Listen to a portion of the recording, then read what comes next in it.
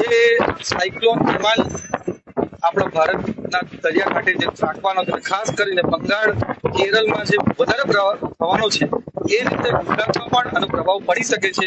એ ભાગરૂપે અમે આપણું નિરીક્ષણમાં આવ્યા છે.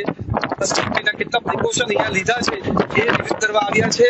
અને આપણા સહેલાણીઓ અહીંયા દરિયાકાંઠાને મજા માણવા આવ્યા છે, પણ એમની સેફટી પણ પૂરેપૂરી જરૂરી છે.